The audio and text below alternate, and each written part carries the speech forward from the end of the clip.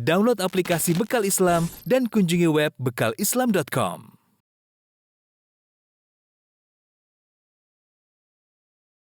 Bismillahirrahmanirrahim. Assalamualaikum warahmatullahi wabarakatuh. Alhamdulillahi ala ihsani wa syukru lahu ala taufiqihi wa amtinani. Wa asyhadu an la ilaha illallah wahdahu la syarika lahu ta'ziman li sya'nih. Wa asyhadu anna Muhammadan abduhu wa rasuluhu da'ila ridwanih. Allahumma salli alaihi wa ala alihi wa ashabihi wa ikhwani. Para pemirsa yang dirahmati oleh Allah Subhanahu wa taala, kita lanjutkan pembahasan kita dari pembacaan sebagian permasalahan yang disebutkan oleh Imam Nawawi rahimahullahu taala dalam kitab At-Tibyan yang berkaitan tentang adab-adab baik penghafal Al-Qur'an maupun pembaca Al-Qur'an. Kita masuk pada bab yang ke-6 fi adabil qiraah, bab tentang membaca Al-Qur'an. Inilah bab yang dimaksudkan oleh Imam Nawawi untuk ditulis dalam buku ini, makanya dia mengatakan hadzal babu huwa maqsudul kitab. Ini bab adalah tujuan utama dari penulisan buku ini, ya. Kemudian beliau berkata, ya, wa huwa muntashirun jiddan, dan adab-adab ini ya sangat banyak. Wa ana usyiru ila atrafin min maqasidihi karahatul italah wa khaufan ala qari'ihi minal malalah. Akan tapi saya hanya menyampaikan ya sebagian-sebagian saja, pokok-pokoknya saja, khawatir kepanjangan dan khawatir juga orang yang baca akan bosan, ya. Maka yang disebutkan Imam Nawawi hanyalah sebagian pokok-pokok penting saja. Yang pertama kata beliau, fa awwalu dzalika annahu yajibu 'alal qari' al-ikhlas kama qaddamnahu. Yang pertama yaitu harus ikhlas tatkala membaca Al-Qur'an, tidak mencari pujian manusia, tidak untuk dipandang oleh manusia, bukan untuk yang perkara-perkara dunia, tapi karena Allah Subhanahu wa taala. Wa mura'atul adabi ma'al Qur'an, dan dia harus perhatian terhadap adab bersama Al-Qur'an. Fayambagi an yastahdzira fi nafsihi annahu yunajillaha ta'ala. Ini poin penting yang disampaikan oleh Nawawi, yaitu seorang tatkala membaca Al-Qur'an dia harus menghadirkan dalam hatinya bahwasanya dia sedang bermunajat kepada Allah Subhanahu wa taala. Kita tahu munajat asalnya kata munajat itu adalah berbicara berdekatan antara dua orang, ya. Dia sedang bermunajat, ya. Yaitu makanya dia sedang menghadirkan dalam dirinya bahwasanya tatkala dia baca Al-Qur'an dia sedang bermunajat, sedang berbicara dengan Allah Subhanahu wa taala. Wa yaqra'u ala hali man yarallaha ta'ala. Dia membaca Al-Qur'an sambil menghadirkan seakan-akan dia melihat Allah di depan dia. Fa innahu illam yakun yarahu fa innallaha ta'ala yarahu. Kalau dia tidak mampu untuk melihat Allah, maka yakinlah Allah sedang melihatnya. Artinya Imam Nawawi rahimahullahu taala mengingatkan kepada kita bahwasanya baca Al-Qur'an itu adalah ibadah yang agung. Oleh karenanya seorang tatkala membaca Al-Qur'an hendaknya dia menghadirkan al-ihsan. Al-ihsan yaitu anta abudallaha ka'annaka tarahu fa illam takun tarahu fa innahu yarak. Kau beribadah kepada Allah seakan-akan kau melihat Allah. Jika kau tidak mau melihatnya, maka yakinlah Allah melihatmu, ya. Jadi ini sejogjanya kepada seluruh ibadah, terutama ibadah-ibadah yang agung seperti membaca Al-Qur'an. Tatkala orang membaca Al-Qur'an, dia menghadirkan hal ini, dia tidak akan menggampangkan baca Al-Qur'an. Karena dia menghadirkan dalam dirinya ini ibadah agung. Sebagaimana dia salat, dia merasa ibadah yang agung. Demikian juga baca Al-Qur'an, ini ibadah yang agung. Kemudian beliau menyebutkan adab-adab yang berkaitan dengan baca Al-Qur'an. Saya bacakan sebagian, ya. Wa yanbaghi idza arada al-qira'ah yunadhifahu bis-siwak wa ghairihi. Bahwasanya seorang kalau hendak baca Al-Qur'an hendaknya dia bersiwak, ya, dengan kayu al-araq, ya, atau yang lainnya. Ya, kata beliau, wa yajuzu bisairil aidan, segala kayu-kayu yang mungkin untuk digunakan membersihkan gigi, maka hendaknya digunakan selain kayu siwak, ya. Kalau kayu siwak arak yang ada di Madinah, biasanya kalau kita pergi ke Madinah, kemudian di pintu-pintu masjid biasanya ada orang jualan kayu siwak, ya, itu yang terbaik. Tapi selain itu tidak ada masalah, ya, kayu yang digunakan siwak selain kayu arak boleh, ya. Yang penting bisa fungsinya sebagai siwak. Atau yang perkara yang lain seperti kata beliau kal khirqah al khashinah, seperti kain yang mungkin kasar yang bisa digunakan untuk bersihkan gigi, tidak jadi masalah. Atau kita katakan zaman sekarang bisa menggunakan sikat gigi dengan odol gigi, maka ini sudah mewakili, ya. Bahkan seandainya itu semua tidak ada, ya, maka boleh juga menggunakan jari, ya. Misalnya tidak ada hal yang untuk menggunakan gigi, bersihkan gigi kita, maka kita boleh bersihkan dengan jari. Ini juga tidak jadi masalah. Taib. Kemudian ada berikutnya, wa yustahabbu an yaqra'al Qur'an wa huwa ala taharah. Dan disunahkan seorang atau disukai seorang baca Al-Qur'an dalam kondisi bersuci. Fa in qara'a muhditsan jaza bi ijma'il muslimin. Kalau dia baca dalam kondisi berhadas, hadas kecil maksudnya, maka dibolehkan dengan ijma. Tidak mengapa seorang baca Al-Qur'an dalam kondisi berhadas. Dia belum wudu, baru buang angin, baru buang air besar, baru buang air kecil, kemudian dia baca Al-Qur'an tidak jadi masalah. Ya. Berkata Imamul Haramain yaitu Al-Juwaini, wala yuqal irtakaba makruhan. Orang yang baca Quran dalam kondisi tidak bersuci tidak dikatakan makruh. Ya, kata Al-Juwaini tidak dikatakan makruh. Bal huwa tarikun lil afdal. Hanya dikatakan dia meninggalkan sesuatu yang afdal. Dan ini penting sehingga seorang tidak ragu-ragu untuk baca Al-Quran meskipun dalam kondisi berhadas. Ya, kalau dia bisa di rumah misalnya atau di kantor dia berwudu kemudian dia baca Quran atau di tempat yang mungkin dia untuk berwudu.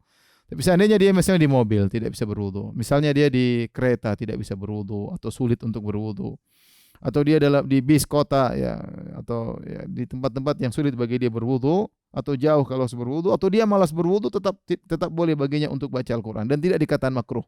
Tapi dia hanya meninggalkan yang terbaik. Yang terbaik seorang baca Al-Quran dalam kondisi berwudu. Tetapi jika tidak berwudu maka tidak makruh sama sekali. Adapun hadas besar seperti junub dan haid, ya, maka adapun junub maka tidak boleh baca Al-Quran, ya sama sekali. Adapun haid maka ini khilaf di kalangan para ulama. Adapun mazhab Syafi'i itu mazhabnya Imam Nawawi rahimahullahu taala, beliau berkata fa innahu yahrumu alaihima qiraatul Quran. Sawa'un kana ayatan aw aqalla minha. Kata Imam Nawawi, junub dan wanita haid tidak boleh baca Al-Quran meskipun hanya baca satu ayat atau kurang dari satu ayat. Ya.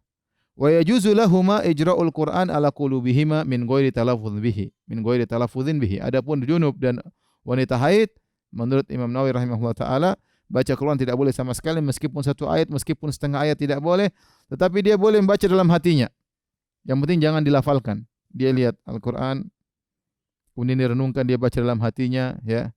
Tidak mengapa. Wa yajuzu lahum an-nadharu fil mushaf wa imrarihi 'alal qalb. Demikian juga boleh dia melihat mushaf dan dia bacakan dalam hatinya, ya. Wa ajma'al muslimuna 'ala jawazi tasbih wa tahlil wa tahmid wa takbir wa salati 'ala Rasulillah sallallahu alaihi wasallam wa ghairi dzalik minal adhkar lil junubi wal haid. Adapun zikir-zikir yang lain maka ijma' ulama dibolehkan. Wanita haid, orang yang junub boleh berdasarkan ijma', sepakat ulama tidak ada khilaf, boleh bertasbih, boleh bertahlil, boleh mengucapkan alhamdulillah, boleh mengucapkan Allahu akbar, boleh bersolawat kepada Rasulullah sallallahu alaihi wasallam dan seluruh azkar-azkar yang lainnya, zikir-zikir yang ini diperbolehkan. Ya. Ini diperbolehkan. Kemudian juga ya, jika dia membaca doa yang doa tersebut datang dalam Al-Qur'an, wanita haid maupun junub, dan dia tidak bermaksudkan untuk baca Al-Quran, bukan bermaksudkan untuk bertilawah, maka boleh. Contohnya dia berdoa, dia baca Rabbana atina fid dunya hasanah wa fil akhirati hasanah wa qina adzabannar. Ini padahal ayat dalam Al-Quran. Tapi niat dia bukan untuk bertilawah, maka boleh berdoa dengan demikian. Ya. Misalnya tatkala dia naik kendaraan dia baca subhanalladzi sakhkhara lana hadza wa ma kunna lahu muqrinin. Ini juga diperbolehkan. Meskipun itu ayat dalam Al-Quran, tapi dia maksudnya bukan untuk baca Al-Quran, tapi untuk baca doa tatkala naik kendaraan. Ya. Ini diperbolehkan. Seperti misalnya dia mendengar orang terkena musibah kemudian dia mengucapkan innalillahi wa inna ilaihi raji'un. Ini juga ayat dalam Al-Quran. Tapi dia tidak bermaksudkan untuk bertilawah. Ya, dia tidak bermaksud untuk bertilawah. Jadi beda antara bermaksud tilawah dengan tidak. Sama seperti seorang ketika sujud. Bolehkah dia berdoa dengan doa Rabbana atina fid dunya hasanah wa fil akhirati hasanah wa qina adzabannar? Padahal Nabi mengatakan aku dilarang untuk baca Al-Quran. Ya, tatkala sujud, ya. Kata para ulama, jika dia baca Rabbana atina fid dunya hasanah wa fil akhirati wa qina adzabannar adalah maksudnya untuk berdoa, bukan untuk tilawah, maka tidak jadi masalah. Dia membaca doa-doa yang cuplikan dalam Al-Quran, Rabbi habli minas salihin, ya, atau doa-doa yang lainnya dalam sujudnya selama tidak dia niatkan untuk bertilawah. Adapun dalam sujud dia mengatakan auzubillahi minasyaitonir rajim, alif lam mim dzalikal kitab, enggak boleh. Inilah yang dikuatkan oleh mazhab Syafi'i, ya, bahwasanya wanita haid ya, kalau junub tidak boleh baca Al-Qur'an, wanita haid juga tidak boleh baca Al-Qur'an. Adapun sebagian ulama seperti ulama Malikiyah mengatakan wanita haid boleh baca Al-Qur'an. Ini masalah khilafiyah. Dan ini yang dipilih oleh Syekh Muhammad bin Shalih Al-Utsaimin rahimahullah taala, bahwasanya wanita haid boleh baca Al-Qur'an meskipun masalah khilaf, dan dipilih juga oleh Syekh Albani rahimahullah taala. Kenapa? Karena tidak ada dalil yang sahih yang mengatakan wanita haid tidak boleh baca Al-Qur'an. Datang hadis tapi ya tidak sharih atau tidak sahih. Ya, adapun hadis yang sharih dan sahih maka tidak ada melarang wanita haid untuk baca Al-Qur'an. Oleh karenanya, sebagian ulama mengkiaskan wanita haid dengan junub. Sebagaimana junub tidak boleh baca Al-Quran, ya, karena dia hadas besar, maka demikian juga haid tidak boleh baca Al-Quran, hadas besar. Namun, sebagian ulama mengkritiki kias ini, analogi ini. Kenapa? Karena antara junub dan haid ada dua perbedaan mendasar, sehingga tidak bisa menganalogikan haid dengan junub. Yang pertama, bahwasanya dua perbedaan tersebut. Yang pertama, bahwasanya orang yang junub itu biasanya karena keinginan dia sendiri, dia yang junub, ya, entah dengan berhubungan atau yang lain sehingga dia menjadi junub secara umum. Adapun haid bukan keinginannya, dia adalah suatu siklus yang datang kepada seorang wanita yang dari sananya seperti itu. Kata Allah, ya, ala banati Adam, Allah telah menetapkan putri-putri Adam mengalami haid, sehingga dia mau tidak mau dia terkena haid. Ya, ini yang pertama. Yang kedua, kalau junub, seorang ingin mengangkat hadas junub, mudah, dia tinggal mandi selesai. Dia lagi junub, mandi 10 menit, 15 menit selesai. Adapun haid, dia tidak bisa mengangkat hadas haidnya, tidak bisa. Maka dia harus menunggu sampai haidnya bersih dulu, entah 7 hari, entah 8 hari, entah 5 hari, entah 10 hari, ya. Sehingga dengan demikian tidak bisa mengkiaskan haid kepada orang junub. Oleh karenanya, mazhab Syafi'i sendiri mengatakan bahwasanya wanita haid kalau mau tidur tidak perlu berwudu. Beda dengan orang junub. Orang junub kalau mau tidur disunahkan dia berwudu. Ya, kalau bisa mandi lebih baik. Tapi kalau dia tidak sempat mandi, dia boleh berwudu untuk meringankan hadasnya. Ya, maka dia berwudu kemudian dia tidur. Adapun wanita haid tidak dianjurkan untuk berwudu ketika mau tidur. Ya. Taib. Jadi saya lebih condong pada pendapat yang mengatakan wanita haid boleh baca Al-Quran. Dia tidak boleh pegang Al-Quran, tapi dia boleh baca Al-Quran. Ya, terutama wanita-wanita yang mereka punya hafalan-hafalan yang perlu untuk dimurajaahi, ya, maka tidak mengapa mereka untuk baca Al-Quran supaya bisa murajaah hafalan, menjaga hafalan mereka. Namun mereka jangan pegang Al-Quran. Ya, kalau mereka pegang menggunakan kaos tangan atau memegang tidak langsung. Atau yang mudah sekarang dengan memegang semacam gadget, ya, baik HP ataupun laptop ataupun tabel yang semisalnya, ya, atau seperti iPad dan yang lainnya, ya, maka tidak jadi masalah dia membaca lewat gadget-gadget tersebut. Kemudian pembahasan berikutnya, kata Imam Nawawi rahimahullah taala, wa yustahabbu an takuna al-qira'ah fi mawdhi'in nadhifin mukhtarin. Disukai seorang tatkala baca Al-Qur'an dia baca di tempat yang bersih. Ya, terutama misalnya di masjid, ya, terutama di masjid. Ya. Kenapa? Kata Imam Nawawi rahimahullah taala, karena, ya, banyak ulama yang menganjurkan untuk baca Al-Qur'an di masjid. Ya, kenapa? Karena masjid biasanya bersih, ini yang pertama. Yang kedua, syarafil buq'ah, dia mendapatkan keutamaan tempat, masjid tempat yang mulia, yang disukai oleh Allah Subhanahu wa taala, dicintai oleh Allah Subhanahu wa taala. Kemudian dia mendapatkan keutamaan yang ketiga, yaitu keutamaan di fadilatin ukhra wa hiya i'tikaf. Dia mendapatkan pahala i'tikaf. Ini menurut pendapat Imam Nawawi rahimahullahu taala, bahwasanya seorang kalau masuk masjid dia niatkan i'tikaf, maka dia mendapatkan pahala i'tikaf. Tentu ini ada khilaf. Berapa batas minimal i'tikaf? Ada yang mengatakan i'tikaf harus 10 hari. Ada yang mengatakan i'tikaf boleh sehari semalam. Ada yang mengatakan i'tikaf boleh semalam, minimal semalam atau 1 siang. Ada yang mengatakan i'tikaf tidak ada batasnya. Mau 1 jam boleh niat i'tikaf dan dapat pahala i'tikaf. Dan ini yang pendapat dipilih oleh Imam Nawawi rahimahullahu taala. Makanya beliau berkata, fa innahu yanbaghi likulli jalisin fil masjid an yanwi al-i'tikaf. Makanya hendaknya bagi seorang yang hendak duduk di masjid, dia niatkan dia hendak i'tikaf. Sawa'un kathura fi julusihi aw qalla. Apakah dia lama bakalan duduk di masjid atau sebentar duduk di masjid. Bal yanbaghi lahu awwala dukhulihil masjida an yanwi al-i'tikaf. Bahkan hendaknya ketika dia masuk masjid langsung dalam hatinya dia niatkan bahwasanya dia hendak i'tikaf di masjid tersebut. Wa hadzal adabu yanbaghi an yu'tana bihi wa yusha' dzikruhu. Dan adab seperti ini hendaknya diperhatikan, hendaknya disebarkan. Wa ta'rifuhu as-sigharu wal awamu, ya. Dan agar dikenal oleh anak-anak kecil, orang-orang dewasa maupun orang-orang awam, fa innahu mimma yughfalu anhu, karena ini adab yang dilalaikan. Inilah pendapat Imam Nawawi rahimahullah taala. Beliau menganjurkan untuk baca Al-Qur'an di masjid karena dengan baca Al-Qur'an di masjid terkumpulkan 3 kebaikan. Pertama, tempatnya bersih, yang kedua, tempat yang mulia, yang ketiga bisa diniatkan untuk i'tikaf. Namun wallahu a'lam bishawab, pendapat yang dipilih oleh sebagian ulama bahwasanya i'tikaf minimal adalah semalam atau satu siang. Tapi menurut mazhab Syafi'i maka boleh seorang i'tikaf di masjid dengan niat i'tikaf meskipun cuma 2 jam, 3 jam. Ini yang dianjurkan, seorang bisa baca Al-Qur'an di masjid. Kalau seandainya tidak di masjid tidak jadi masalah, yang penting di tempat yang bersih.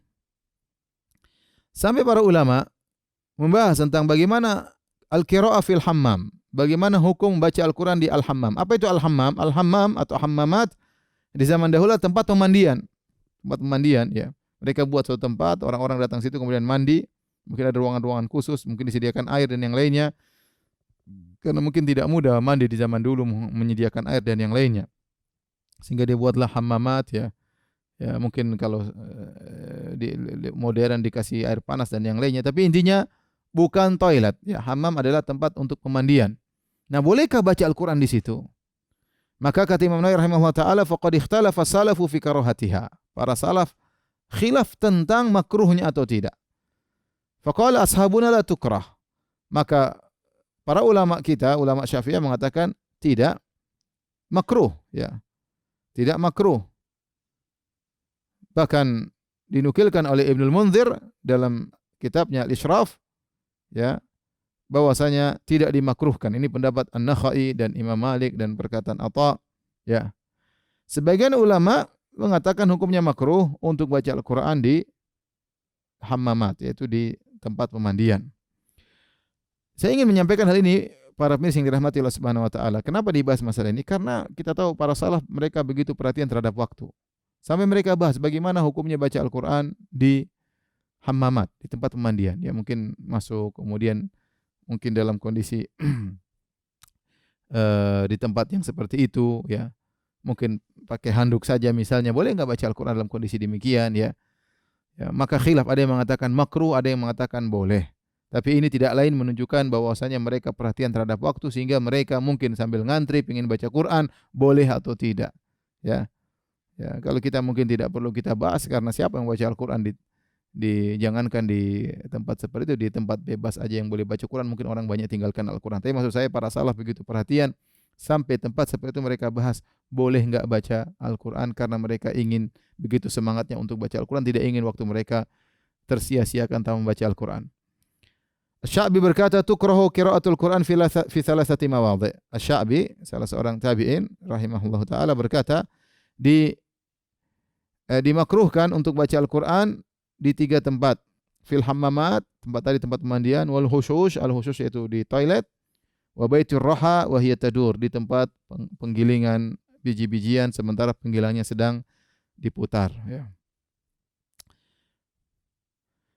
Amal qira'atu fit thariq. Bagaimana hukum baca Al-Qur'an sambil berjalan? Ini dibahas juga oleh para ulama. Maka kata Imam Nawawi, fal mukhtar annaha jaizatun ghairu makruha. Yang benar boleh baca Al-Qur'an sambil berjalan dan tidak makruh. Idza lam yaltahi sahibuha. Selama orang yang baca Al-Qur'an tidak lalai, ya. Artinya dia baca dan dia baca Al-Qur'an. Jangan sampai dia baca Al-Qur'an kemudian sambil lihat sana, ngelihat sini, sambil lihat ke atas, sambil lihat ke bawah. Ini tidak. Ini makruh seperti ini. Tapi kalau dia sambil berjalan dia fokus baca Al-Qur'an maka tidak jadi masalah. Fa inil taha sahibuha anha kurihat. Adapun kalau dia ternyata sambil berjalan dia baca Quran dan dia terlalaikan sambil lihat sana lihat sini, maka ini hukumnya makruh. Kama karihan Nabi sallallahu alaihi wasallam al-qira'ata lin-na'is. Karena Nabi sallallahu alaihi wasallam ya tidak suka orang yang dalam kondisi ngantuk baca Al-Qur'an karena khawatir apa? Makhafatan minal ghalat, khawatir dia salah baca. Nah, kalau seorang sambil berjalan baca Al-Qur'an misalnya di HP atau di Al-Qur'an tapi dia sambil lihat sini khawatir salah baca. maka hendaknya dia fokus. Boleh dia baca sambil berjalan, tapi hendaknya dia fokus. Ini bagaimana sekali lagi ini bicara tentang semangat salaf dalam baca Al-Qur'an.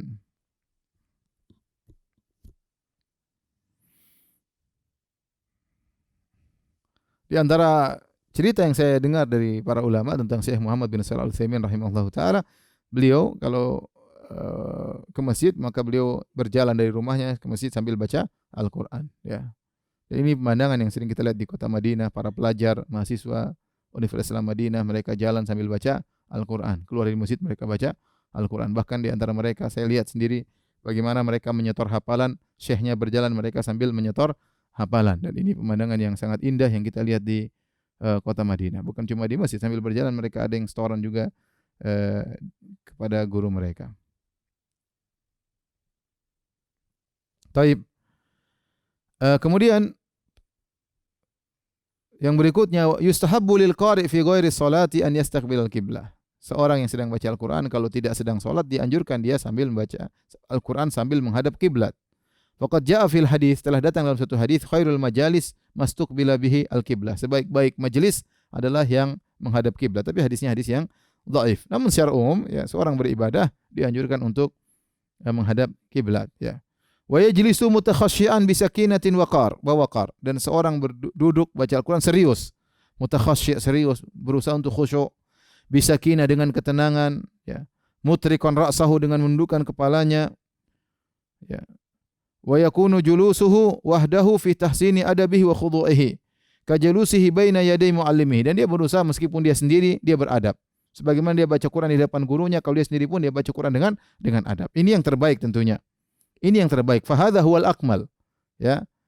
Walau qara'a qa'iman, tapi kalau dia baca sambil berdiri, au muttaji'an atau dalam kondisi berbaring, au fi firashihi atau di tempat tidurnya, au ala ghairi dzalika minal ahwal atau kondisi yang lain, maka ini diperbolehkan. Walahu ajrun, dan dia juga dapat pahala. Walakin dunal awal, tetapi derajatnya tidak seperti yang pertama. Dengan orang yang duduk serius, mengambil Quran, dia buka, a'udzubillahi minasyaitonirrajim, kemudian dia serius, dia memandang, dia baca seakan-akan depan dia ada gurunya. Ya, meskipun dia sendirian, ini tentu lebih afdal. Tetapi selain kondisi ini tidak jadi masalah. Sambil berbaring, sambil berdiri, sambil duduk di atas tempat tidurnya, ini diperbolehkan dan juga dapat pahala. Oleh karenanya Allah berfirman, "Inna fi khalqis samawati wal ardi wa ikhtilafil laili wan nahari la ayatin liulil albab."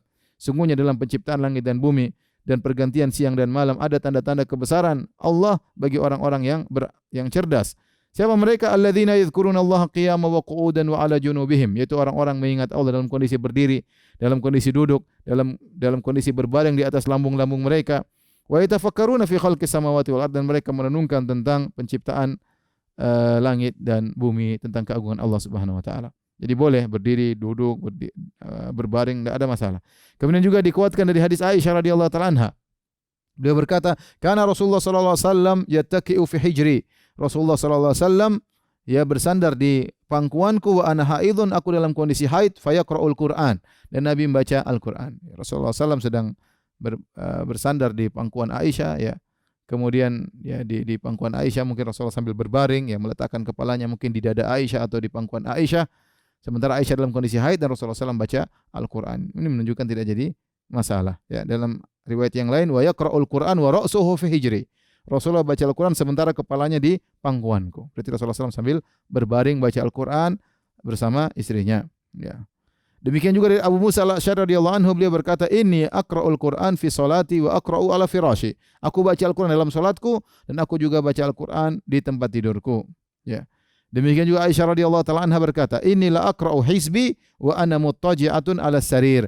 Kata Aisyah, aku baca Al-Quran, yaitu hizbi itu bagian juz-juz yang aku baca, ya, yaitu yang harus dia baca per harian, dalam kondisi aku berbaring di atas tempat tidur. Jadi diperbolehkan. Jadi saya ulangi, yang terbaik adalah seorang serius baca Al-Quran, duduk dengan baik, tapi dalam kondisi berbaring, menjulurkan kakinya, berdiri, duduk, ini semua boleh. Yang penting jangan sampai dia tidak fokus, itu penting.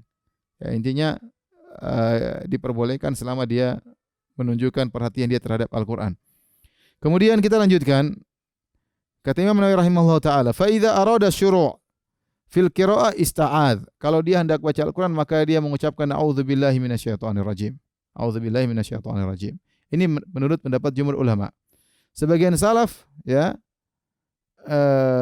atau sebagian ulama mengatakan, sebagian salaf mengatakan a'udzubillahi samii'il alim minasyaitonir rajim. Ini juga boleh. A'udzubillahi samii'il alim minasyaitonir rajim. Atau yang mudah kita bilang a'udzubillahi minasyaitonir rajim. Ya, dan ini pendapat yang dipilih oleh Imam Nawawi rahimahullah taala, kita membacakan a'udzubillahi minasyaitonir rajim. Ya. Namun hukum berta'awudz ini tidaklah wajib, tapi hukumnya sunnah. Allah berfirman, fa idza qara'tal qur'ana fasta'idz billahi minasyaitonir rajim. Jika kau baca Al-Qur'an, maka berlindunglah kepada Allah dari godaan syaitan yang terkutuk.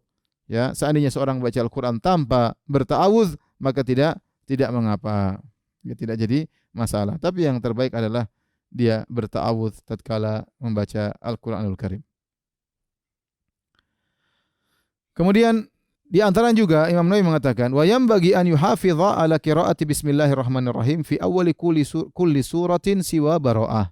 Hendaknya seorang tatkala baca Al-Qur'an, ya, misalnya dia baca Al-Qur'an, hendaknya setiap awal dari surat tetap dia baca bismillah, ya. Misalnya dia lagi baca juz amma, ya.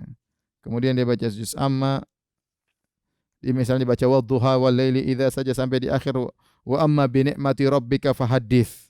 Kemudian dia akan lanjut pada surat yang lain, alam nashrah laka sadrak. Jangan lupa dia baca bismillahirrahmanirrahim.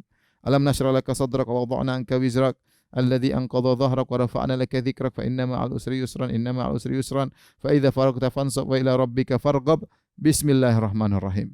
Kata Imam Nawawi, hendaknya dia baca. Kenapa? Karena bismillahirrahmanirrahim termaktub dalam Al-Qur'an. Maka menurut Imam Nawawi dia adalah bagian daripada surat. Karena ada khilaf, ada yang mengatakan bismillahirrahmanirrahim bukan bagian dari surat, dia hanyalah pemisah antara surat yang satu dengan surat yang lain. Ya, kecuali surat Taubah. Surat Taubah tidak ada bismillahnya. Maka tidak perlu kita baca bismillahirrahmanirrahim bara'atu minallahi wa rasulihi ilal ladzina dan seterusnya, tidak perlu karena tidak ada bismillahnya di awal bara'ah. Kenapa tidak ada bismillahnya? Ada khilaf di kalangan para ulama. Ya, ada yang mengatakan karena ayat tersebut berbicara tentang perang, tentang jihad, maka tidak layak untuk dibaca bismillahirrahmanirrahim karena bismillahirrahmanirrahim menggambarkan rahmat Allah Subhanahu wa taala, sementara di situ sebutkan tentang peperangan, bagaimana hukuman terhadap orang-orang musyrikin. Namun pendapat yang lebih kuat bahwasanya wallahu alam bisawab, sebagian ulama mengatakan ada khilaf para ulama apakah surat Al-Anfal bersambung dengan surat Bara'ah atau tidak. Surat Al-Anfal dengan surat Taubah ini bersambung atau tidak, sehingga ada yang mengatakan surat Al-Anfal dan Bara'ah satu surat, sehingga tidak diletakkan bismillah di antara keduanya karena dianggap satu surat.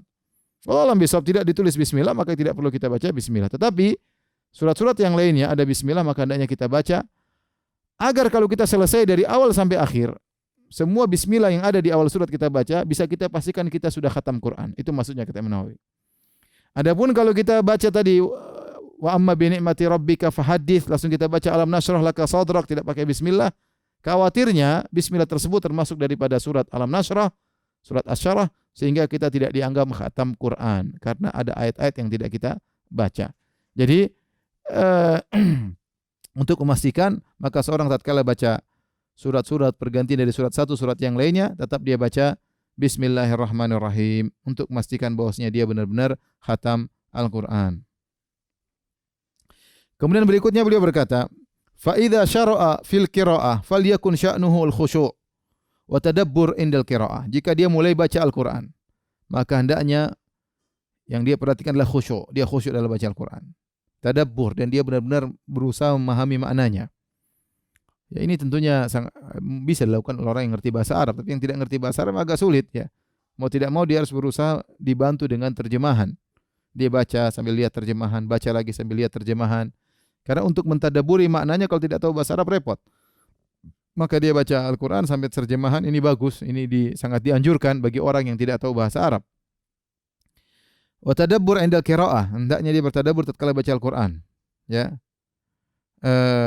Wa dalail alaihi aktsaru min an tuhsar. Adapun dalil untuk baca dengan tadabbur sangat banyak. Ya. Dan fahuwal maqsudul matlub, dan inilah yang diinginkan dari baca Al-Qur'an. Wa bihi tansyarihus sudur, dengan tadabburlah maka hati akan menjadi lega, menjadi lapang. Wa tastanirul qulub, dan hati menjadi bercahaya. Qala Allah azza wa jalla, Allah berfirman, afala yatadabbaruna al-Qur'an. Kenapa mereka tidak mentadabburi Al-Qur'an? Kitabun anzalnahu ilaika mubarakun liyadabbaru ayatih. Kitab Al-Qur'an yang kami turunkan kepada engkau wahai Muhammad, mubarakun. Yang kitab tersebut penuh dengan keberkahan. Liyadabbaru ayatihi, agar mereka mentadabburi ayat-ayatnya. Ya. Dan hadis-hadis tentang perintah untuk tadabbur sangat banyak. Perkataan salaf juga sangat banyak. Waqad bata jama'atun minas salaf yatruna ayatan wahidatan yatadabbarunaha wa yuraddidunaha. Bahkan sebagian salaf semalam suntuk mereka baca satu ayat. Mereka ulang-ulang satu ayat saja. Untuk apa? Untuk tadabbur. Ila sabah. Mereka baca bangun malam, salat malam, yang dibaca cuma satu ayat. Diulang sampai subuh. Bahkan waqad sa'iqa jama'atun minas salaf indal qiraah. Bahkan sebagian salaf begitu tinggi tadabbur mereka sampai mereka pingsan tatkala baca Al-Quran. Bahkan wa mata jama'atun minhum halal qiraah. Bahkan sebagian mereka meninggal dunia tatkala baca Al-Quran. Bahkan di antara mereka meninggal dunia tatkala baca Al-Quran. Wa rawaina an Bahz bin Hakim anna Zurarah bin Awfa at-tabi'i, ada seorang bernama Zurarah bin Awfa, seorang tabi'in yang mulia. Ammahum fi salatil fajr. Dia menjadi imam di salat subuh. Faqara'a hatta balagha, kemudian dia baca Al-Qur'an tatkala imam salat subuh sampai firman Allah, fa idza nuqira fin naqur, tatkala ditiupkan sangkakala. Fadzalika yauma idzin yaumun asir, dan inilah hari yang sangat berat. Ditiupkan sangkakala. Kharra mayyitan, maka dia pun jatuh meninggal dunia. Qala Bahz bin Hakim berkata, fakuntu fiman hamalahu, aku termasuk orang yang mengangkat dia ketika meninggal dunia. Artinya para salaf mereka bertadabbur tentang ayat-ayat Allah sampai ada yang pingsan, sampai ada yang meninggal dunia. Seperti tadi Zurarah bin Awfa. Subhanallah, kita luar biasa iman mereka. Ya, ini bukan satu dua orang, banyak yang seperti ini. Pingsan, meninggal ya. Dan yang lainnya. Wa kana Ahmad bin Abil Hawari radhiyallahu anhu wa huwa raihanatus Syam. Kama qala Abul Qasim Al-Junaid rahimahullah, idza quri'a indahu al-Qur'an yasihu wa yas'aq. Seorang yang salaf yang bernama Ahmad bin Abil Hawari, ya, seorang ulama, ya, kalau dibacakan Al-Quran di sisinya, yasihu, dia teriak kemudian dia pingsan. Kemudian Ibnu Abi Daud berkata, Al-Qasim bin Utsman Al-Ju'i rahimahullah mengingkari perbuatan Ibnu Abil Hawari ini. Kenapa sampai seperti itu? Dengar Al-Quran sampai pingsan. Ya, dan dia seorang yang mulia, ya. Demikian juga Abul Jauza seorang ulama yang lain juga mengingkari perbuatan Ibnu Abil Hawari, kenapa harus teriak dan pingsan, dan yang lainnya mengingkari perbuatan tersebut. Kata Imam Nawawi mengomentari, was-shawabu adamul inkari illa ala man i'tarafa bi annahu yaf'aluhu tasannu'an. Yang benar tidak perlu diingkari, kecuali diketahui dia hanya sekedar berbuat-buat, maksa-maksakan diri, bersandiwara. Itu tidak boleh. Itu silakan diingkari maksudnya.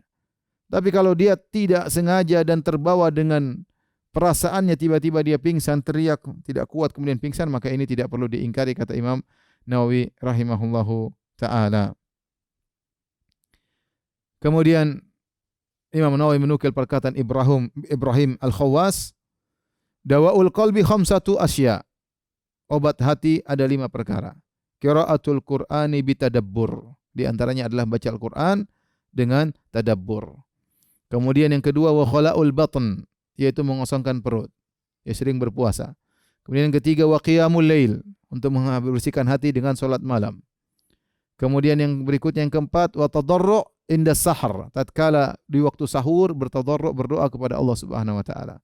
Dan yang kelima, wa mujalasatu salihin, bermujalasah dengan orang-orang yang saleh. Inilah obat penyakit hati. Taib, ini beliau ingin menjelaskan bagaimana para salaf dahulu perhatian terhadap baca Al-Quran, sampai di antara mereka ada yang pingsan, sampai di antara mereka ada yang meninggal dunia. Kemudian faslun fi istihbabi tardidil ayat litadabbur, tentang dibolehkannya atau dianjurkannya mengulang-ulangi satu ayat dalam rangka mentadabburi. Telah kita sebutkan tadi, ya, bagaimana para salaf mengulang-ulangi satu ayat, ya, dan mereka benar-benar terhanyut dengan bacaan Al-Quran. Ya. Diriwayatkan dari Abu Dzar radhiyallahu ta'ala anhu, qala qama an-nabi sallallahu alaihi wasallam bi ayatin yuraddiduha hatta asbah. Rasulullah SAW pernah salat malam. Rasulullah SAW mengulangi satu ayat sampai subuh. Dan ini sunnah, boleh seorang mengulangi satu ayat sampai subuh, enggak ada masalah. Ya, kalau dia ingin merenungkan makna dari kandungan ayat tersebut. Yaitu ayat tersebut adalah firman Allah, "In tu'adzibhum fa innahum ibaduk." Kalau engkau menyiksa mereka, sungguhnya mereka adalah hamba-hambamu ya Allah. Hadis ini diriwayatkan Nasa'i dan Ibnu Majah dan hadis yang sahih. Kemudian juga diriwayatkan dari para sahabat mereka mengulang-ulangi satu ayat seperti dari Tamim Ad-Dari. Beliau mengulang-ulangi ayat dari malam hari sampai pagi. Yaitu firman Allah, "Am hasibal ladzina ijtarahu sayyiati an naj'alahum kal ladzina amanu wa amilus shalihat." Apakah orang-orang yang melakukan keburukan-keburukan menyangka bahwasanya kami akan menjadikan mereka seperti orang-orang beriman dan beramal saleh? Tentunya tidak sama. Apakah mereka menyangka mereka akan disamakan dengan orang beramal saleh dan beriman? Jawabannya tentu tidak. Dia ngulang-ulangi ayat ini ya sampai pagi hari. Tamim Ad-Dari radhiyallahu ta'ala anhu. Demikian juga Abbad bin Hamzah, qala Abbad bin Hamzah berkata, "Dakhaltu al-Asma." Aku menemui Asma radhiyallahu anha, itu Asma bintu Abi Bakar, putrinya Abu Bakar radhiyallahu anhu. Wa hiya taqra, dan Asma sedang baca firman Allah, "Famannallahu alaina wa waqana adzabas samum." Allah menganugerahkan kepada kami. Itu pembicaraan penghuni surga. Ketika di surga mereka berkata, "Famannallahu alaina," Allah telah menganugerahkan kepada kami, "wa waqana adzabas samum," dan menjauhkan kami dari azab neraka jahanam. Fawaqafat indaha faja'alat tu'iduha wa tad'u. Maka Asma binti Abi Bakar berhenti, kemudian dia berdoa. Kemudian dia baca lagi, "Famannallahu alaina wa waqana adzabas samum." Allah anugerahkan kepada kami dan menjauhkan kami dari azab neraka jahanam. Kemudian dia berdoa. Kemudian dia ulangi lagi ayat tersebut. Fatalat alayya dzalik. Aku nunggu lama sekali, kata Abbad bin Hamzah. Fadhahabtu ila suq. Aku pun pergi ke pasar. Faqadaitu hajati, kemudian aku selesaikan urusanku di pasar. Tsumma raja'tu, aku kembali lagi kepada Asma, wa hiya tu'iduha wa tad'u, dan dia ulangi ayat tersebut dan dia berdoa. Dan ini dalil bahwasanya kalau orang baca Al-Qur'an dalam salat misalnya, kemudian dia membaca satu ayat tentang kenikmatan atau tentang suatu azab, dia boleh berdoa kepada Allah untuk mendapatkan kenikmatan atau terjauhkan dari azab. Enggak ada masalah dilakukan oleh Asma bintu Abi Bakar ya. Boleh ya, tatkala dalam salat maupun di luar salat ya. Nanti akan ada pembahasannya. Warwaina hadhil qissah an Aisyah radhiyallahu anha. Kami riwayatkan kisah ini dari juga Aisyah radhiyallahu taala anha. Demikian juga Ibnu Mas'ud radhiyallahu anhu, seorang sahabat yang mulia. Dia mengulang-ulangi firman Allah tatkala dibaca, "Rabbi zidni ilma." Rabbi zidni ilma, ya Rabbku tambahkanlah aku ilmu. Ya Rabbku tambahkanlah aku ilmu. Demikian juga Sa'id bin Jubair. Sa'id bin Jubair muridnya Ibnu Abbas. Dia mengulang-ulangi firman Allah, "Wattaqu yawman turja'una fihi ila Allah." Takutlah kalian kepada suatu hari yang di mana kalian akan dikembalikan kepada Allah. Dia ulang-ulangi ayat tersebut. Wattaqu yawman turja'una fihi ila Allah. Takutlah kalian kepada suatu hari di mana kalian akan dikembalikan kepada Allah. Dalam surat Al-Baqarah. Kemudian juga dia mengulang-ulangi firman Allah, "Fasawfa ya'lamun idzil aglalu fi a'naqihim." Sungguh mereka akan mengetahui tatkala belenggu-belenggu dipasangkan di leher-leher mereka. Kemudian juga dia mengulang-ulangi firman Allah, "Ma gharraka bi rabbikal karim." Apa yang buat engkau terlalaikan ya sehingga bermaksiat ya terhadap Rabbmu yang sangat mulia, yang sangat baik. Apa yang buat kau lalai sehingga berbuat maksiat ya terhadap Rabbmu yang sangat baik. Wa kana dhahak, demikian juga dhahak, idza tala, jika dia baca firman Allah, "Lahum min fawqihim dhulalun minan nari wa min tahtihim dhulal." Bagi mereka penghuni neraka jahanam ada kumpulan api neraka ya, asap-asap yang panas dari atas mereka dan dari di bawah mereka, dikepung oleh asap-asap yang sangat panas. Yuraddiduha ila sar, maka dia ulang-ulangi sampai subuh. Ini dalil bahwasanya boleh seorang baca Al-Qur'an dalam salat maupun di luar salat, kemudian dia ulang-ulangi ayat tersebut sambil dia renungkan, bahkan berjam-jam tidak jadi masalah. Sambil dia berdoa, berhenti berdoa kepada Allah, kemudian ulangi lagi berdoa sebagaimana dilakukan oleh para salaf. Dan Nabi SAW pernah mengulangi tadi satu ayat sampai subuh. Kemudian pembahasan berikutnya, fil bukai inda qiraatil Qur'an, tentang menangis tatkala baca Al-Qur'an. Tentang menangis tatkala baca Al-Qur'an. Wa huwa sifatul arifin. Menangis dalam tatkala baca Al-Qur'an merupakan sifat-sifat orang yang mengenal Allah Subhanahu wa taala. Wa syi'aru ibadillahi shalihin, dan inilah syiarnya para hamba-hamba Allah yang saleh. Ya, menangis tatkala baca Al-Qur'an. Ya. Ini betul-betul seorang berusaha memahami apa yang dia baca dan merenungkan apa yang dia baca. Kata Allah, "Wa yakhruna lil adqani yabkun wa yazidum khusyu'an." Mereka tersungkur sujud kepada Allah dalam kondisi menangis dan bertambah khusyuk mereka. Allah muji orang-orang yang menangis tatkala membaca Al-Qur'an. Dan hadis-hadis dan asar-asar dari salaf sangat banyak tentang hal ini. Di antaranya hadis dari Nabi SAW, Iqra'ul Qur'an wabku, bacalah Al-Quran dan menangislah. Fa illam tabku fatabakau. Kalau kalian tidak bisa menangis, maka berusahalah untuk menangis. Itu sambil mengisak-ngisakkan, ya. Dalam rangka untuk terbiasa, bisa khusyuk, bisa menghayati sambil tatkala seorang baca sendirian, maka dia berusaha untuk seakan-akan dia sedang menangis.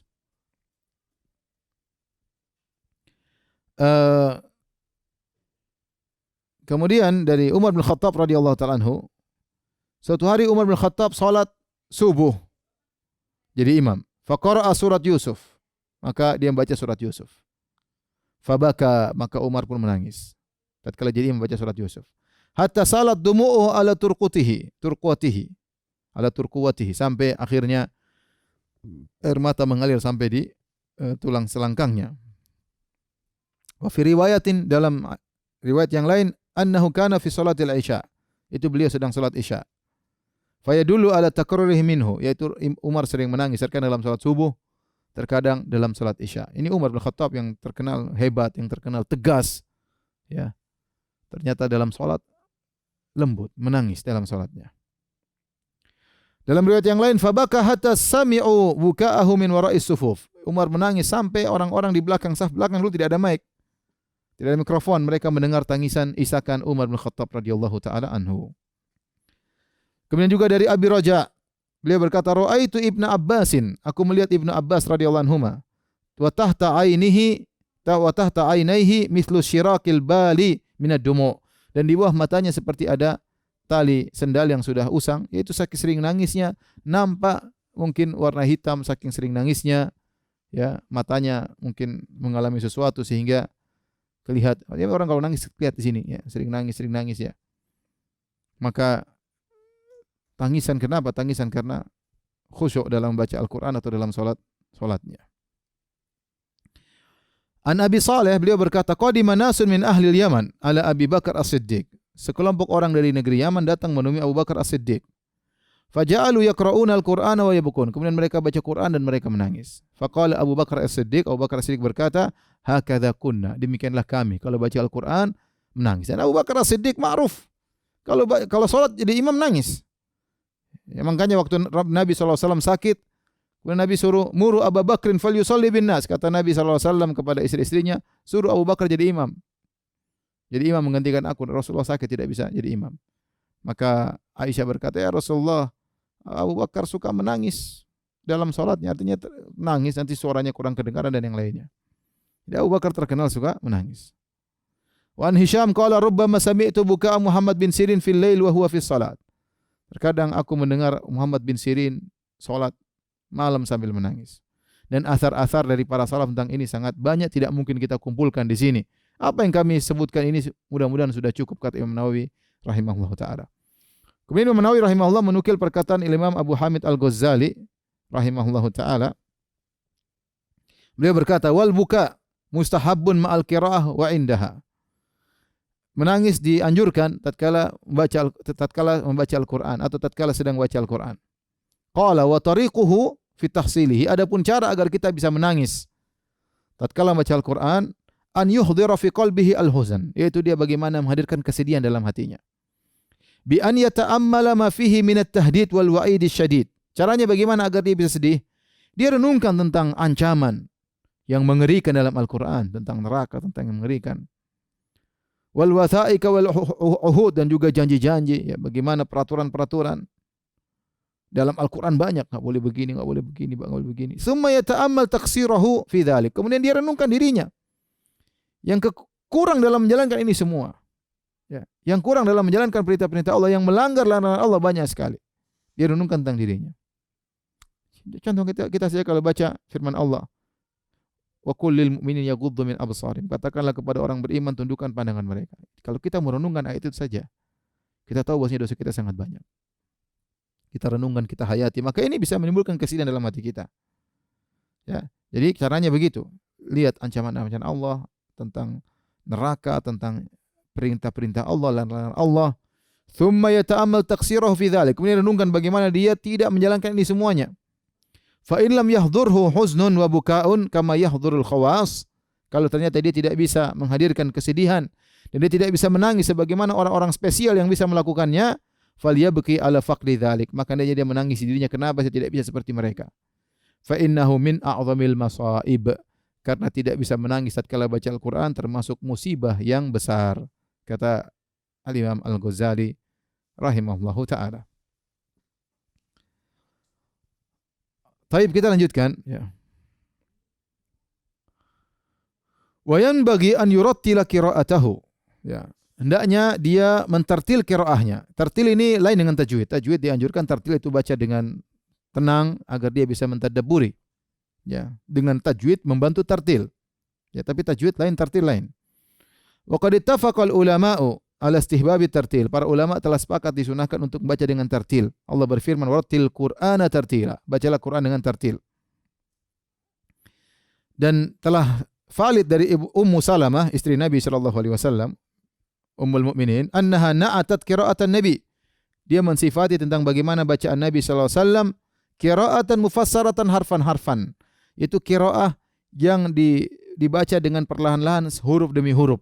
Jadi Nabi SAW tidak baca dengan lepas begitu, tapi dia baca dengan perlahan-lahan. Rasulullah SAW. Ya. Kemudian juga dari hadis Abdullah bin Mughaffal, beliau berkata, "Ra'aitu Rasulullah SAW yauma fathi Makkah." Aku melihat Nabi tatkala hari ditaklukkannya kota Mekah. Ala naqatihi, Nabi di atas ontanya, yaqra'u surat Al-Fathi. Nabi membaca surat Al-Fatah. Inna fatahna laka fathan mubina. Farajja'a fi qiraati, Nabi ulang-ulangi. Rajja'a itu mengulangi bacaannya. Hadis riwayat Al-Bukhari dan Muslim. Jadi dianjurkan untuk tartil, yaitu dibaca dengan perlahan. Karena tujuan daripada baca Al-Quran adalah untuk mentadabburi, ya, mentadabburi.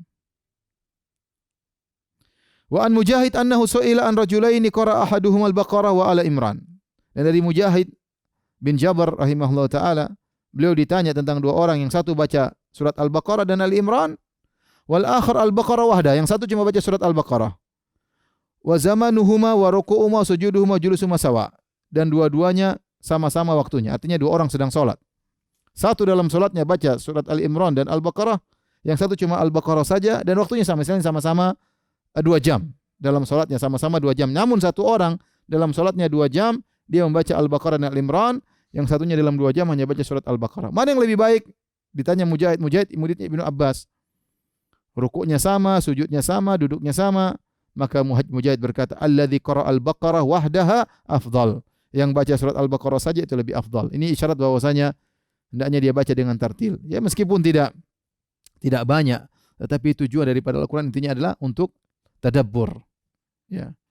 Ibnu Abbas radhiyallahu anhu pernah berkata, la an aqra'a suratan urattiluha ahabbu ilayya min aqra'al Qur'ana kullahu.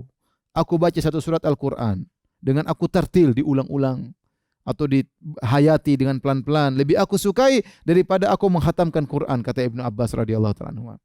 Ini peringatan bahwasanya seorang boleh dia punya target, ya, tapi ada waktu dia untuk merenungkan ayat demi ayat.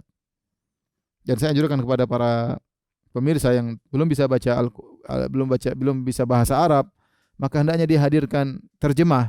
Dia baca kemudian direnungkan, dia baca terjemah, sesekali dia baca tafsir. Nah, itu namanya tadabbur. Itulah disebut dengan apa? Tadabbur, liyadabbaru ayati, untuk mentadabburi. Kalau kita baca-baca dapat pahala, memang dapat pahala. Ada saatnya kita baca-baca, kita target 1 juz. Ada saatnya kita baca sambil tadabbur. Dan itu yang benar-benar membersihkan hati, meningkatkan iman, menjadikan kita menangis karena kita mentadabburi. Kemudian kata Imam Nawawi rahimahullah taala, waqad nuhi 'anil ifrati fil isra, dan dilarang terlalu berlebih-lebihan dalam cepat membaca. Subhanallah. Apalagi baca gimana mau mentadabburi? Ya, kemudian bangga. Ya, Al-Fatihah 1 nafas, kemudian surat ini 1 nafas, ya. Berlebih-lebihan dalam terlalu cepat dilarang. Wa yusamma al-hadz, yaitu al-hadzu, terlalu cepat. Ibnu Mas'ud radhiyallahu anhu, ya, ada seorang berkata kepadanya, ini aqra'ul mufassal fi raq'atin wahidah. Aku membaca surat Al-Mufassal dalam 1 rakaat. Mufassal itu dari surat Qaf sampai surat An-Nas. Yaitu 4 juz lebih. Ibnu Mas'ud mengomentari, hadzan ka hadzis syair, kau baca cepat seperti melantunkan syair dengan cepat. Inna aqwaman yaqra'una al-Qur'ana la yujawizu taraqiyahum. Sungguh sebagian kaum mereka baca Al-Qur'an, Quran tersebut tidak melewati tenggorokannya, itu tidak masuk dalam hati. Walakin idza waqa'a fil qalbi farasakha fihi nafa'. Tapi kalau Al-Qur'an masuk ke hati, maka kokoh dalam hatinya, maka bermanfaat, memberi manfaat kepadanya. Hadis riwayat Bukhari dan Muslim, riwayat Bukhari dan Muslim. Dan ini salah satu riwayat dalam Sahih Muslim.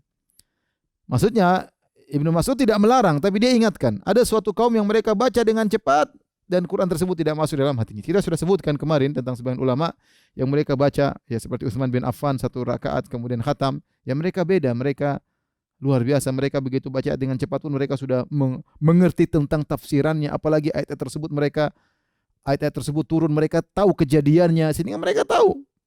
Ya, adapun kita yang bahasa Arab minim atau kurang, kemudian buku tafsir kita tidak baca, ya, hadis-hadis kita tidak begitu paham, maka hendaknya kita baca pelan-pelan. Ya, pelan-pelan ya. Kita renungkan karena iman kita jauh dengan iman mereka. Iman kita jauh dengan iman mereka. Qala ulama berkata, at-tartilu mustahabbun litadabburi wa li ghairihi. Ya, tartil dianjurkan untuk tadabbur dan untuk selain tadabbur. Qalu wa lihadza yustahabbu at-tartilu lil ajami alladzi la yafhamu ma'nahu. Oleh karenanya dianjurkan untuk tartil bagi orang yang ajam, yaitu non Arab, yang tidak mengerti maknanya. Lianna dzalika aqrabu ila at-tawqir wal ihtiram wa ashaddu ta'thiran fil qalbi. Karena itu lebih mendekati penghormatan terhadap Al-Qur'an, pengagungan terhadap Al-Qur'an, dan itu lebih masuk ke dalam hatinya. Taib, ini pembahasan berikutnya juga tidak kalah penting. Wa yustahabbu idza marra bi ayati rahmatin an yas'alallah ta'ala min fadlihi. Kalau seorang membaca ayat tentang rahmat, tentang surga, tentang ampunan Allah, tentang karunia Allah, tentang rahmat-rahmat Allah, hendaknya dia berdoa kepada Allah, berhenti sejenak berdoa kepada Allah. Allahumma inni as'aluka min fadlihi, minta karunia Allah. Atau Allahumma inni as'aluka al-afiyah dan yang lainnya. Wa idza marra bi ayati adzabin, kalau dia melewati ayat-ayat tentang azab, hendaknya dia beristi'adzah kepada Allah dari keburukan. Au minal azab. A'udzubillahi minal azab. Dia baca tentang ayat Jahannam, tentang siksaan terhadap kaum-kaum terdahulu. Ya, tentang kemurkaan Allah, tentang maksiat-maksiat, maka dia berkata, Allahumma inni as'aluka al-afiyah. Ya Allah, aku berlindung kepada Engkau. Aku berlindung kepada Engkau. Allahumma inni a'udzubika minasyarr. Aku berlindung kepada Engkau dari azab, dari keburukan. Ya Allah, Allahumma inni as'aluka al-afiyah. Ya Allah, aku mohon kepada Engkau keselamatan daripada ini semua. Dengan demikian dia baca terbawa hatinya. Benar-benar dia hanyut dalam baca Al-Quran. Begitu dia baca ayat rahmat, dia berdoa, Allahumma nas'aluka min fadlik, Allahumma arhamni, ya Allah rahmatilah. Aku berdoa sebebasnya, minta rahmat kepada Allah Subhanahu wa taala. Kalau dia baca ayat-ayat azab, maka dia hendaknya minta keselamatan atau minta ampun, ya. Allah as'aluka al-afiyata min kulli makruh. Ya Allah, aku mohon kepada Engkau keselamatan dari segala keburukan ini semisalnya. Wa idza marra bi ayati tanzihin lillahi subhanahu wa ta'ala nazzahu. Kalau dia melewati ayat-ayat yang berbicara tentang Allah Maha Suci, tentang Allah Maha Suci daripada kesyirikan, daripada mengatakan Allah punya anak dan yang lainnya yang dituduhkan orang musyrikin, maka dia mengatakan subhanallah wa ta'ala. Subhanahu. Jadi dia memuji Allah Subhanahu. Atau dia mengatakan tabaraka wa ta'ala. Tabaraka wa ta'ala. Ya, demikian. Ini dianjurkan. Adapun dalilnya dari Hudzaifah bin Yaman radhiyallahu taala anhuma, beliau berkata, "Shallaitu ma'an Nabi sallallahu alaihi wasallam dzata lailatin." Aku pernah salat malam bersama Nabi sallallahu alaihi wasallam, faftaha al-Baqarah. Maka Nabi baca surat Al-Baqarah 1 rakaat. Faqultu yarka'u indal mi'ah. Aku katakan nanti ayat ke-100 insyaallah Nabi akan rukuk. Tsumma madha, ternyata sudah lewat ayat 100, Nabi masih terus lanjut. Faqultu yusalli biha fi raq'atin famadha. Dalam hatiku, mungkin Nabi ingin menghabiskan surat Al-Baqarah 1 rakaat. Habis Al-Baqarah selesai, Nabi akan rukuk. Ya, faqultu yarka'u biha. Aku berharap setelah surat Al-Baqarah, atau aku menyangka surat Al-Baqarah selesai, Rasulullah akan rukuk. Ternyata tsumma taftah an-nisa faqara. Ternyata Nabi lanjutkan surat An-Nisa. Nabi baca. Ternyata selesai surat An-Nisa belum selesai lagi. Tsumma ftataha ala Imran. Kemudian Nabi baca lagi surat Imran, faqara'aha yaqra'u mutarassilan. Nabi baca dengan lepas, ya. Idza marra bi ayatin fiha tasbih sabbaha. Kalau Nabi melewati ayat-ayat tentang tasbih, tentang Allah Maha Suci daripada keburukan, dari kesyirikan, daripada kekurangan, Nabi mengatakan subhanallah. Wa idza marra bi ayati su'alin sa'ala. Kalau ada ayat tentang bagaimana permohonan orang-orang terhadap kenikmatan, terhadap surga, terhadap macam-macam, Nabi minta berlindung daripada azab, Nabi minta memohon kepada Allah. Wa idza marra bi ta'awudzin ta'awwadza. Kalau Nabi melewati ayat-ayat yang di situ ada ta'awudz, Nabi berta'awudz. Ini dalilnya, rawahu Muslim. Ini dalil dalam Sahih Muslim menunjukkan bahwasanya dalam salat pun kita boleh seperti ini. Untuk masalah ini ada khilaf di kalangan ulama. Kita boleh baca doa seperti ini kapan? Apakah dalam salat boleh? Kalau dalam salat apanya salat sunnah saja, salat fardu tidak boleh. Kemudian dalam salat apakah kalau di luar salat boleh? Semua orang boleh. Di luar salat baca Quran kita sambil baca kemudian kita berdoa di tengah-tengah bacaan Quran. Tapi kalau dalam salat maka ada khilaf, ya.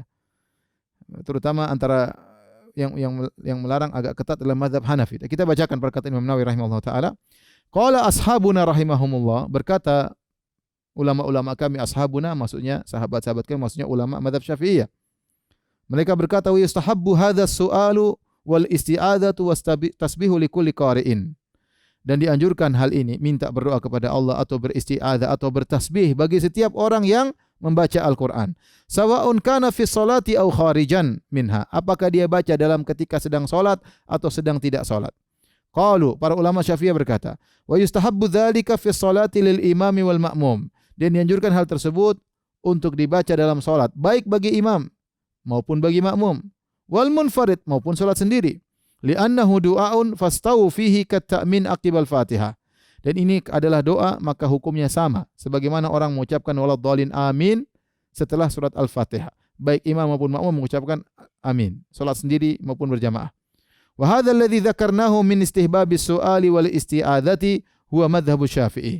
Dan apa yang kami ucapkan ini, kami sampaikan ini tentang dianjurkannya untuk berdoa kepada Allah dan beristi'adzah di tengah-tengah bacaan Quran dalam salat sebagai makmum atau sebagai imam atau sebagai salat sendirian, ini adalah mazhab Syafi'i, mazhab Imam Syafi'i rahimahullah taala, wa jamaahiril ulama rahimahumullah, dan juga mazhab mayoritas ulama dari mazhab-mazhab yang lain. Wa qala Abu Hanifah. Adapun Abu Hanifah rahimahullah taala, beliau berkata, la yustahabbu dzalika bal yukrahu fi salat. Adapun dalam salat maka tidak dianjurkan, bahkan dimakruhkan. Bahkan hukumnya makruh. Was-shawabu qaulul jamaahir lima qaddamna. Yang benar adalah hukumnya adalah sunnah, dan ini merupakan pendapat jumhur ulama.